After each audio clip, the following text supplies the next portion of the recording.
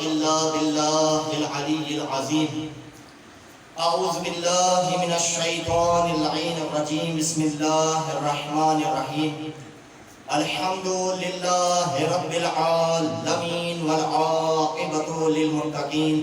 الصلاة والسلام على أشرف الأنبياء والمرسلين خاتم النبيين رحمة للعالمين سيدنا ومولانا ومولى الثقلين جد الحسن والحسين أبي القاسم اللهم صل على محمد وآل محمد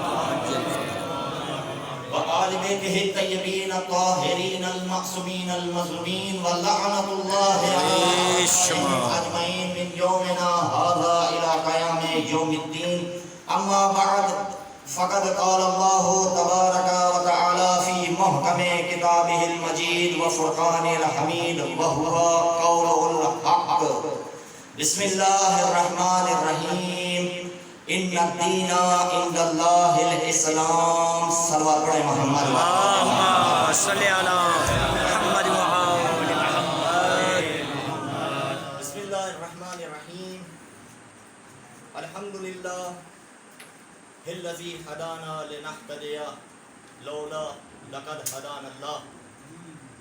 عزیزان گرامی قدر، سامعین کرام، عزاداران مظلوم سید الشہداء، جس عنوان کو ذہن میں لے کر آپ کی سماعت کے نظر کرنا تھا، اس عنوان کو تبدیل کر کے اہل ولا کی محبت کے واہ واہ واہ. جو الفاظ آپ کی سماعت کے نظر کیے گئے، انہی کو ملحوظ خاطر رکھتے ہوئے کچھ معروضات آپ کی سماعت کے نظر کرنے کی سعادت حاصل کی. بسم اللہ سبحان لہذا اللہ. بہت ہی اختصار کے ساتھ اور بہت روانی کے ساتھ، کیونکہ جو دوست احباب مجھے سنتے رہتے ہیں وہ ہمارے لب و لہجے سے بہت اچھے سے واقف ہیں، لہذا کوئی طوالت کا باعث نہیں بننے دیں گی اپنی گفتگو کو. لیکن اتنا ضرور خیال رکھا جائے گا کہ اہل ولا جب فرش عزا سے منسلک ہوئے ہیں تو وہ یہاں سے اٹھیں تو تبرک فضائل اہل بیت واہ سبحان اللہ سبحان اللہ. واہ واہ واہ. آپ کا آنا فرش عزا سے منسلک ہونا یہ کوئی عام مرتبے کا حامل نہیں ہے کہ آپ نے ارادہ کیا اور آپ فرش عزا سے منسلک ہو گئے. قطعاً آپ کے ارادے میں اتنی قابلیت نہیں تھی کہ یہ قابلیت آپ کے ذہنوں میں، آپ کے قلوب میں کس نے پہنچائی کہ آپ نے اپنے وقت کو معین کرنا ہے فرش عزا سے. تو یہ آپ کے ذہن میں کس نے ڈالا کہ فرش عزا سے منسلک ہو جائیں؟ ارے کوئی نہیں ہے سوائے اس کے کہ جو انسان کے قلوب کے اندر جو وسواس پیدا ہوتے ہیں ان کو جاننے والا ہے. ارے انسان کے قلوب کی بات تو الگ ہے، بند مٹھی میں، بند ڈبیا میں جس کو پتا ہو کہ اس جانور کی حاجت کیا ہے، جب اس حاجت کو پورا کر سکتا ہے تو اہل ولا کی نیت کو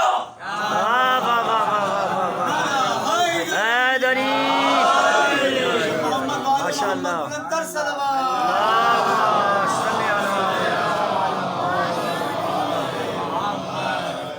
دیکھیے کچھ نکات ابھی ماشاءاللہ ہمارے بزرگ شاعر اہل بیت آپ کی سماعت کے نظر کر رہے تھے کہ قطعاً ہمارے نوجوانوں کو، ہمارے بچوں کو اس فرش عزا سے دور نہیں ہونا چاہیے. یہ فرش عزا اتنی اہمیت کا حامل ہے کہ اس فرش عزا سے آپ منسلک ہوتے ہیں تو آپ کو دوہرا فائدہ ملتا ہے. اس فرش عزا سے منسلک ہونے والوں کو دوہرا بینیفٹ دیا جاتا ہے. یہ صرف ایک بینیفٹ نہیں ہے کہ آپ کو اللہ کی جانب سے اجر و ثواب دیا جائے گا، بلکہ آپ کے مراتب میں بھی پروردگار بلندی عطا فرمائے گا. بے شک سبحان دوسرا، اللہ. جو فرش عزا سے منسلک ہونے کا شرف رکھتے ہیں ان کے لیے یہ انمول پیغام ہے کہ فرش عزا سے منسلک ہونے والے عزادار یہ سمجھ لیں کہ آپ کا مرتبہ اللہ کی نگاہ میں ایسا ہے کہ جیسے اپنے مقرب فرشتوں کا مرتبہ ہے. یہ آپ کہیں گے کہ یہ ہم نے کیسے کہہ دیا کہ کجا عزادار کجا فرشتہ خدا؟ تو فرشتہ خدا جو خدا کی عبادت میں مصروف رہتے ہیں، جن کی ڈیوٹی یہ ہے کہ قیام کی حالت میں کھڑا ہوا جائے تو وہ قیام کی حالت میں تسبیح پروردگار کر رہے ہیں، جن کی ڈیوٹی اللہ نے لگائی کہ آپ رکوع کی حالت میں میری تسبیح و تحلیل کریں تو وہ رکوع کی حالت میں اللہ کی تسبیح و تحلیل کر رہے ہیں۔ کچھ فرشتوں کو حکم ہے کہ سجود کی حالت میں میری تسبیح و تحلیل بجا لائی جائے تو وہ سجود کی حالت میں تسبیح و تحلیل کر رہے ہیں، لیکن یہ فرشتے جب تک اللہ کی بارگاہ میں ہوتے ہیں اللہ کی تسبیح و تحلیل کرتے رہتے ہیں، لیکن جیسے ہی زمین پر فرش عزا بچھانے کا اہتمام کیا جاتا ہے، ارے ادھر قیام والا فرشتہ بھی چلتا ہے، رکوع والا فرشتہ بھی چلتا ہے، سجود والا بھی فرشتہ چلتا ہے، اور ذکر حسین میں شامل ہو کے بتاتا ہے کہ جب ہم اللہ کے فرشتے ذکر حسین میں شامل ہوتے ہیں تو تم انسانوں کو کس نے منع کیا؟ سبحان اللہ سبحان اللہ۔ کہ حسین کے ذکر سے دور رہو۔ تو لہذا معتبر روایات ہیں کہ جہاں ذکر حسین ہوتا ہے وہاں اللہ کی نوری مخلوق نازل ہوتی ہے، وہاں فرشتے نازل ہوتے ہیں، اور جب یہ فرشتے ذکر حسین میں آتے ہیں تو ذکر حسین میں آ کر محو ذکر حسین ہوتے ہیں، سبحان اللہ، ذکر حسین سے محظوظ ہوتے ہیں، اور جب ذکر حسین تمام ہوتا ہے تو یہ فرشتے اپنی اپنی مقامات کی طرف رغبت اختیار کرتے ہیں، واپس پلٹتے ہیں۔ اب وہ فرشتے جو اس ذکر حسین میں شامل نہ ہونے پائے وہ ان فرشتوں سے کہتے ہیں کہ آج ہم کو تم میں ایسی خوشبو محسوس ہو رہی ہے جو اس سے پہلے ہمیں تم میں محسوس نہیں ہوئی، یہ خوشبو کہاں سے آئی؟ تو وہ فرشتے فرماتے ہیں یہ کہیں اور کی خوشبو نہیں ہے، یہ ذکر حسین کی بدولت سبحان اللہ سبحان اللہ، واہ واہ واہ، اللہ نے یہ خوشبو ذکر حسین کی بدولت ہمارے جسموں میں ڈالی، بے شک سبحان اللہ، ذکر حسین کی بدولت یہ خوشبو فرشتوں میں آئی۔ تو اہل عزادار جو عزاداری سید الشہداء میں مصروف عمل رہا کرتے تھے، ان کے اندر بھی اللہ نے ایسی خوشبو رکھی تھی کہ اپنے تو اپنے دشمن بھی پہچان لیتے تھے کہ یہ کون ہے، کس کا چاہنے والا ہے۔ سبحان اللہ، پتہ چلا اپنوں کی بات تو الگ ہوتی ہے، بات تو تب ہے جب دشمن بھی تعریف کرے۔ سبحان اللہ، واہ واہ واہ واہ واہ، کی تعریف کرے۔ تو فرشتوں سے پوچھا کہاں سے آئے؟ کہا ذکر حسین سے۔ ان فرشتوں نے اشتیاق کیا، کیا اشتیاق کیا؟ کہ ہمیں بھی وہاں لے چلو جہاں ذکر حسین ہو رہا ہے۔ تو فرشتوں نے کہا کہ ذکر حسین کرنے والے اپنے اپنے گھروں کو چلے گئے۔ اب یہ جملہ میں عزاداروں کی سماعت کے نظر نہیں کروں تو یہ خیانت ہوگی کہ عزاداروں کا رتبہ کتنا بلند و بالا ہے۔ اللہ نے جو اس درد سے متمسک ہو گیا اس کو بے در ہونے سے بچا لیا۔ اب کیا کہا فرشتوں نے؟ کہا کہ ہمیں بھی ادھر لے چلو جہاں ذکر حسین ہو رہا ہے۔ فرشتوں نے کہا ذکر حسین تمام ہو گیا۔ ان فرشتوں نے اشتیاق سے کہا اگرچہ ذکر حسین تمام ہو گیا لیکن جو ذکر حسین میں شامل ہوئے تھے اب ان کا مرتبہ بھی دیکھیے۔ فرشتوں نے کہا کہ چلو ہمیں ان کے گھر کی ہی زیارت کرا لاؤ جو ذکر حسین سے متمسک رہے۔ عزاداروں اپنے مرتبے کو سمجھیے، ارے جن کی زیارت کے مشتاق فرشتے ہوں انہیں عزادار حسین کہتے ہیں۔ سبحان اللہ سبحان اللہ،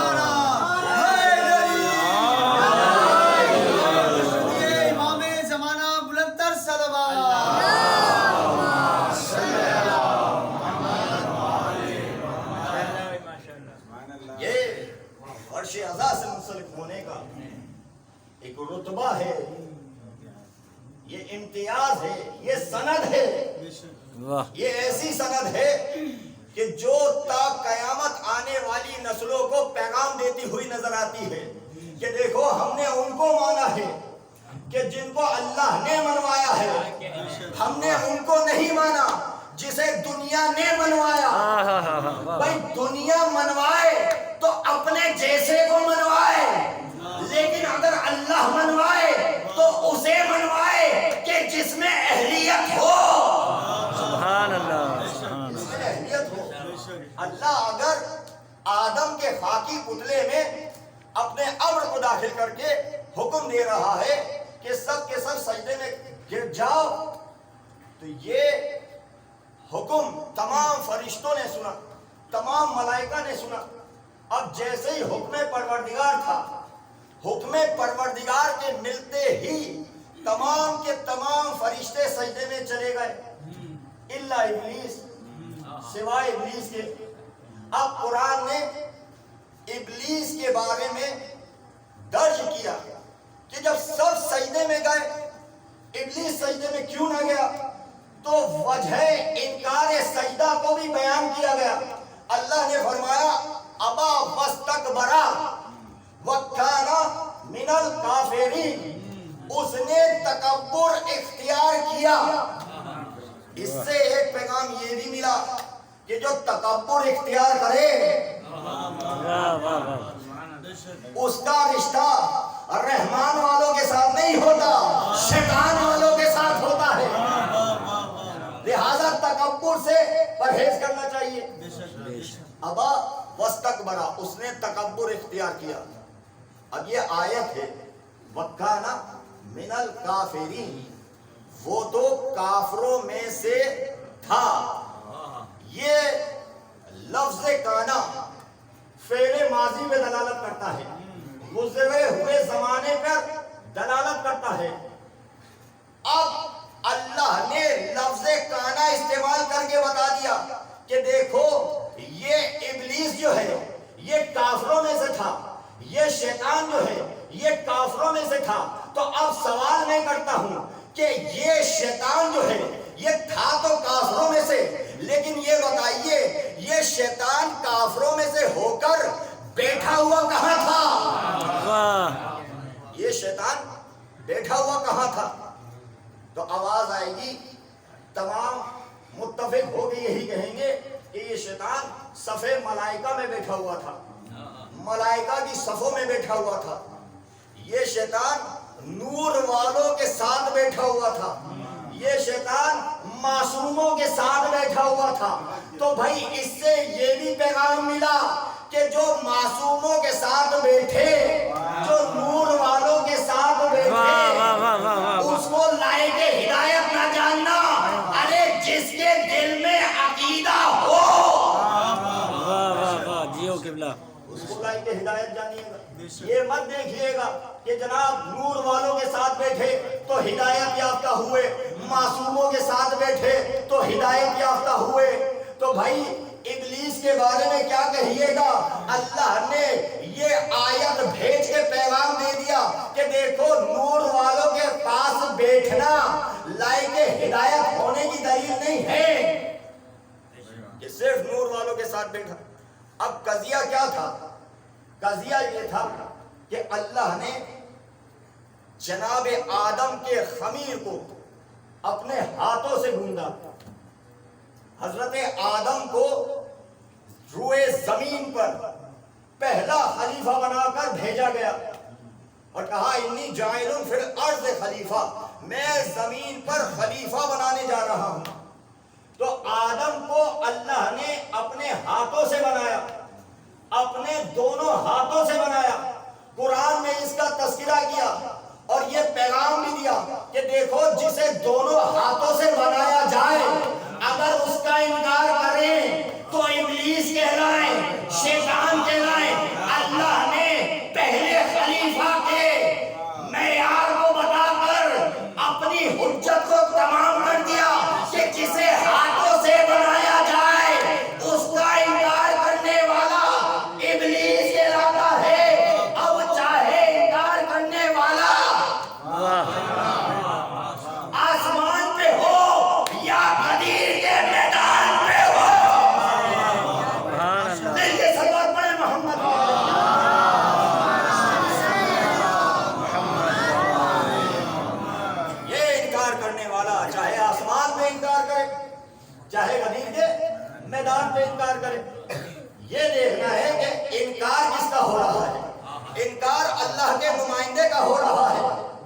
इंसान जलील और रुस्वा हो जाएगा। ये उसने हक को सदाकत के पेकर को छोड़कर ऐसे को अपनाया कि जिसका मयार हक ना था। इसीलिए आज इंसान हक का तलबगार नजर आता है। इंसान ये कहता हुआ नजर आता है, चाहे कितने ही मकातिबे फिक्र को आप देखिए, तमाम मकातिबे फिक्र वो यही बात पे जोर देते हुए दिखाई देते हैं कि हम हक के साथ हैं, हम हक वाले हैं, हम हक को पसंद करने वाले हैं, हम हक के साथ चलने वाले हैं। तो भाई हक पे इतना जोर कि हर फिरका हकदार होने का दावा करता हुआ दिखाई देता है। तो हकदार होने के दावे के साथ दलील का होना जरूरी है। अगर दावा बिना दलील होगा वो इंसान कामयाब नहीं होगा। मैं कहूं कि मैं मोहतरम बुजुर्ग शायर अहलबैत से मोहब्बत करता हूं और इधर इनका तस्करा है और मैं अपने रुख को मोड़ लूं, तो भाई मेरा दावा होगा खोखला, इसमें होगी मुनाफिकत कि जबान और दिल में जो तकरार आ जाए, जो मुकाबला हो जाए, वहीं से मुनाफिकत जन्म लेती है। कि जबान से और दिल से जो तसादुम पैदा होता है, उस तसादुम का नाम है मुनाफिकत। इससे आसान डेफिनेशन नहीं कर सकता हूं बच्चों के लिए कि आपने कुछ कहा, दिल ने कुछ कहा, आपने कहा बखीम बखीम, मिलके सलाह तो पढ़ लीजिए मोहम्मद।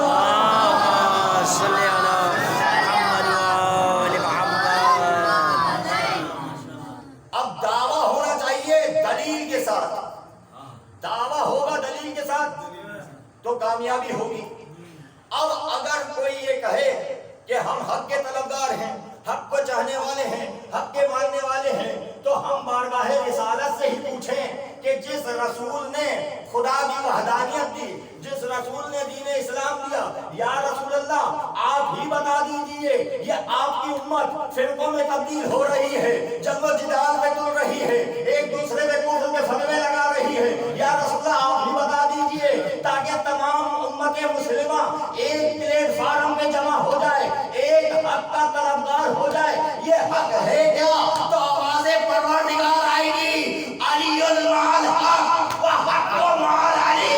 अरे हक कहीं और नहीं मिलेगा, अली इब्न अबी तालिब की साथ में हक मिलेगा। माशाअल्लाह, अली के साथ है, हक़्क़ु माल अली, अली हक के साथ है, अलीउल माल हक, और अली हक के साथ है। तो अब तमाम उम्मत मुस्लिमा जो हक की तलबगार है, जो हक को चाहती है, वो मरकज़े हक को थामना उसके लिए लाज़मी और मलज़ूम ठहरा जाएगा। लिहाजा एतराज किया जाता है, जैसे अभी हमारे बुजुर्ग ने कहा, ये कहा जाता है कि इतने बड़े बड़े बैनर लगाए जाते हैं, इतने बड़े बड़े पोस्टर लगाए जाते हैं, ये पंफलेट छापे जाते हैं। तो ये पंफलेट छापना, एक मजलिस में मैं अर्ज कर चुका हूँ, ये पोस्टर छापना ये सिर्फ नाम की मशहूरियत का सबब नहीं है। देखिए ये पैगाम लेके उठिएगा, ये जो हम बड़े बड़े पोस्टर लगाते हैं, ये जो हम अलग ऐलान मजलिस हुसैन का एहतमाम करते हैं, ये जो हम बैनर लगाते हैं और दुनिया वालों को ये पैगाम देते हैं, देखो फर्श आज़ा बिछ चुका है, जिसको भी हक की तलब कही हो वो फर्श आज़ा से मुंसलिक होकर अहले विला से अपने रिश्ते को ऐसा मजबूत कर ले कि क़यामत आने वाले दुश्मन आज़ा आपको फर्श आज़ा से दूर न कर सके। और दूसरा पैगाम ये भी दिया जाता है कि हुसैन का जिक्र है, हुसैन की मजलिस है, ये मजलिस का इश्तिहार है, ये मजलिस का पोस्टर है। हम ये पोस्टर छाप के ये पैगाम देते हैं कि देखो हम भी हुसैन के सफीने में सवार होने जा रहे हैं। अरे जो भी हुसैन के सफीने में सवार होना चाहे तो हुसैन के जिक्र से मुतमस्सिक हो जाए। सुभान अल्लाह। ये ऐलान होता है, ये सिर्फ हम ही जन्नत को जाने वाले नहीं हैं। अरे तुम में जो भी हुर है, वाह वाह वाह, वो हुसैन के सफीने में सवार होने के लिए तैयार हो जाए। मिल کہ صلوات پڑھے محمد والے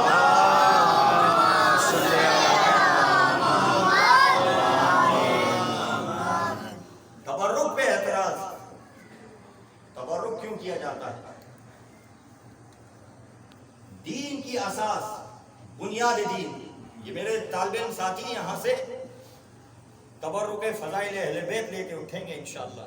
ماشاءاللہ. کہ ہم جو تبرک کا اہتمام کرتے ہیں، یہ تبرک کا اہتمام اسلام کی بنیادوں میں شامل ہے. دعوت ذو العشیرہ میں بیان کر چکا ہوں آپ کے نمبر میں.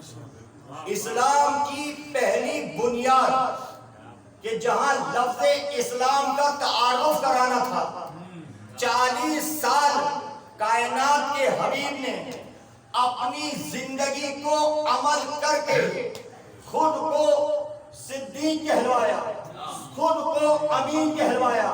یہ صادق و امین سرکار ایسی دعوت کا اہتمام کرتے ہیں کہ 40 سال اپنی زندگی کو شرافت کی زندگی کے طور پر منوا چکے ہیں.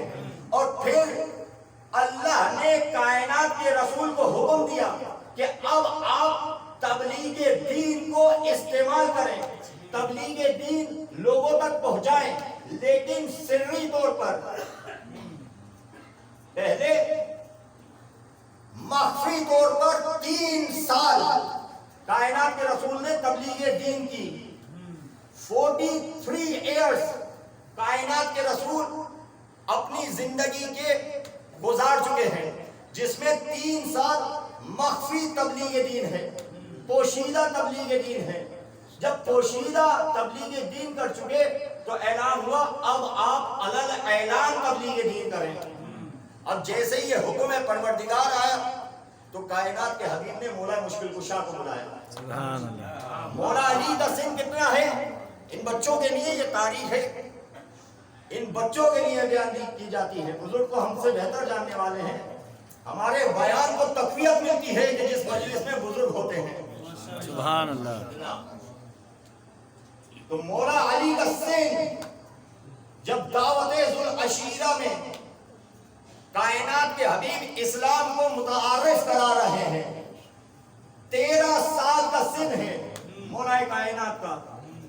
13 سال کے مولا علی کو حکم دیا سرکار نے کہ یا علی آپ جائیں اور بنی عبد المطلب کے لوگوں کو یہ پیغام دیں کہ محمد ابن عبداللہ آپ سے کچھ گفتگو کرنا چاہتے ہیں، کچھ باتیں کرنا چاہتے ہیں. اب مولا علی فوراً گئے اور سب کو پیغام دیا کہ آپ کو محمد ابن عبداللہ نے بلایا ہے، وہ آپ سے کچھ بات کرنا چاہتے ہیں. اب جیسے ہی مولا آئے اور کائنات کے حبیب نے فرمایا یا علی آپ نے پیغام دے دیا.